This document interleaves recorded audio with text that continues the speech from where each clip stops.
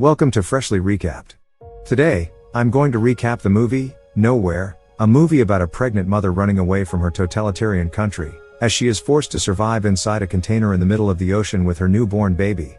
Enjoy the video and watch out for the spoilers ahead.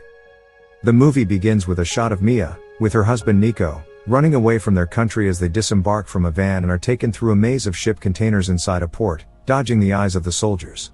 They soon arrive at their container and are locked inside.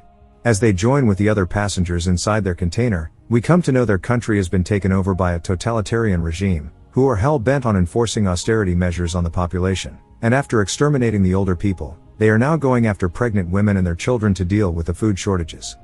We also come to know how people think there are better solutions to the problems than what the regime is forcing on its population, such as other governments are doing in Ireland, Iceland and Norway in the north. Nico hands Mia and Sneaker bar that he has managed to sneak in for her, and when Mia offers to eat it, Nico asks her to wait and to eat it together at the end of their journey, to celebrate their successful escape. He then goes on and tells her, he loves her more than yesterday, and Mia completes his sentence with, but less than tomorrow. On their way to the next location, Mia tells Nico how the baby has not kicked inside her belly in last 2 days, and that worried her. Seeing a girl, Nico mourns about her elder daughter, Uma, who was taken by the regime, and when she asks Nico how he can act normal, as if everything is alright, reminding him what if she is still alive, all alone, and they are leaving her behind, Nico assures her she is not alive, and that they killed her after taking her away. And they both mourn for her quietly. On the next location, more escapees are brought into their container. However, as the container begins to be overcrowded, they begin to panic and begin to offload passengers and ask Nico to get out too, telling him there will be more trucks on the way to the ship that he can take. When he begs them to let him stay with his wife, they hit him and take him away and close the container. Mia calls and finds out Nico is in the container number 107, right next to hers. He promises her to meet her on the ship, where they all will be taken anyways, and how as there is only one container leaving this week, there is no way they can be separated. He asks her not to worry and look after her in the meantime. As the truck begins to leave, Mia feels compelled to peek through a hole in the container and sees the town fall apart, as women and children are being taken away from their families in the cages and men watch them helplessly. Seeing what her country has turned into, Mia breaks down, unable to hold her tears back, as the truck pulls away. Somewhere ahead in the distance, they are stopped at a checkpoint. Soldiers come to inquire the driver about the load in the truck, reminding him in light of recent human trafficking, all trucks are to be checked thoroughly before they are allowed outside. However, when they check the inside, they find the container empty, as we see the passengers hiding in the other half, hidden part of the truck. Suspecting some foul play, the soldier in charge inspects the truck again and figures out there are people hiding behind the gap. He leans into the wall and asks them to step out, promising them they will not get hurt if they do as he says. He tells them they have been cheated with the promise of a safe passage and a haven to some safe land, reminding them there is no such thing left in the world anymore. In the middle of his speech, we see Mia climbing up on top of one of the boxes, finding a place to hide.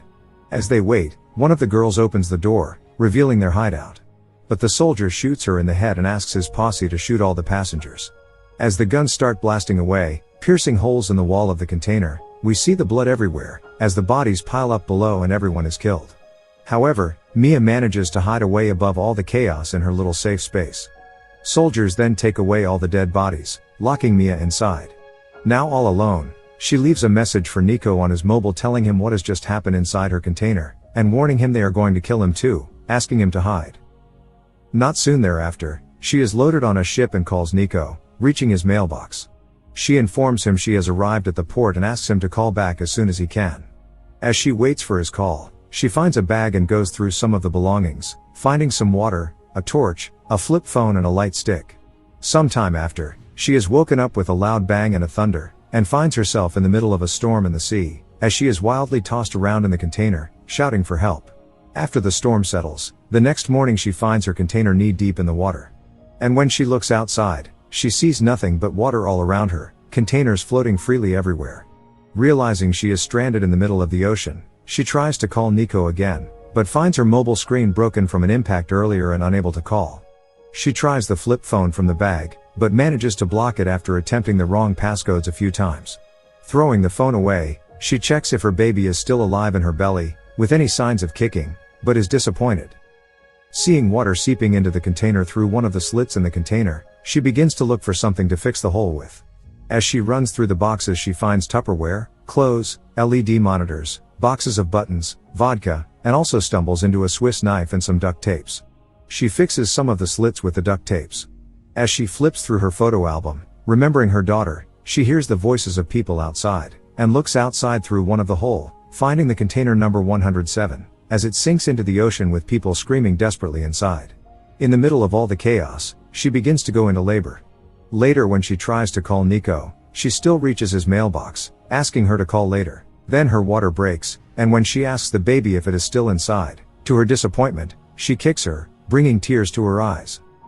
Now filled with a desire to live and something to fight for, she figures out a way to fix the seepage in the container with rubber from the Tupperware and drains the water through a pipe for wire she found with the LED monitors, and she marks the container with warning signs in case it is flooded. As she goes through all the items she has at her disposal that can come handy in the days ahead, to her surprise, she gets a call from Nico, who asks her to stay put in the container as he is on his way too. But when she tells him, it's too late and she is stranded in the middle of the ocean now, Nico asks her to not give up and keep fighting and promises her to rescue her soon. He then goes on and tells her, he loves her more than yesterday, as Nia completes his sentence with, but less than tomorrow, as she hangs up the call, before asking him to find her. Soon thereafter, as the music of hope permeates through the air, filling the container with hope, she goes into the labor, while floating in the water as a result of a violent storm outside, and gives birth to a baby girl and stores away her placenta. And we see it's day 3. However, being unable to feed the baby, who would not stop crying, drives Nia crazy as she thinks about drowning it, but stops and promises her to take care of her. Soon, while looking outside, she begins lactating and feeds the baby, who finally stops crying. Mia too eats the remaining food and goes to sleep, wondering about her next meal. Next morning when the baby wakes up, she finds her mother drilling holes on the ceiling, as she tries to get out. But just before she could break through the ceiling, the drilling machine stops working, leaving them with only a bunch of lights coming through. Nia replaces the SIM inside her mobile, but finds the pattern break before completing with a broken screen. As she begins to loose it, and starts throwing things around, she stumbles onto a knife in one of the Tupperware. With that, she starts cutting away at the remaining ceiling. Later at night, Nia wakes up hungry and eats her placenta that she had stored away.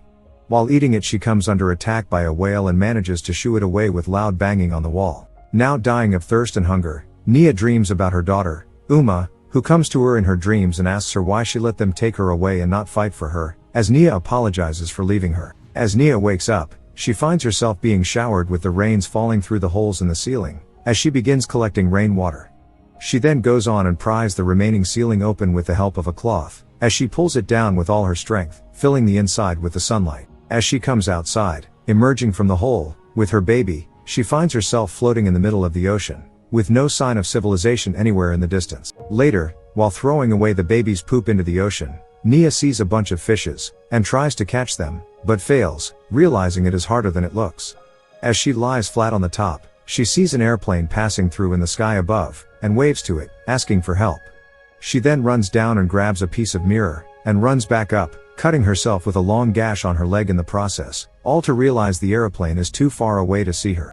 Now with a wound to fix, she goes down into the container again and this time makes a needle of circuit wire from the circuit board, and as she takes a sip from vodka to calm herself, she stitches her wound close. Not wasting her time, she makes a net out of the remaining threads and even manages to catch fishes with the help of the net and feed herself. Now into day 9, Nia writes an SOS message on pages from her diary and starts dropping them in the ocean in the boxes, hoping someone will see them and help. Now in day 12, her heel still not healed, she goes outside and stare into the distance with no hope of being rescued.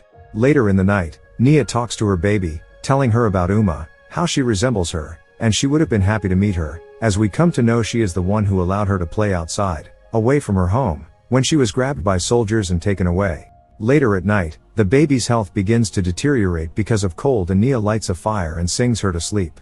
Finding the container continuously being hit by something from outside, Nia goes outside to check and finds it's one of the boxes she has sailed in the morning. Just then she gets a call from Nico, and after trying a few times, she manages to pick it. We hear Nico is crying on the other side as he apologizes to her for not being able to come for her any longer. And when Nia asks if he is alright, he tells her he has been shot while trying to escape, now bleeding to death in one of the containers, telling her he just wanted to say goodbye before his time. As he breaks down, he apologizes to her for being too optimistic and putting everyone's life in danger. Nico tells her he has nothing to be sorry about, and tells him about his new baby, as she puts the phone in her ears. Nico tells the baby if ever he is in doubt or in trouble, to just be in her mama's arms and everything will be alright. Nia tells Nico the baby's name is Noah, and she could only be a Noah. Nia then tells us she loves him more than yesterday, and Nico completes her sentence with, but less than tomorrow, as the battery of her mobile dies.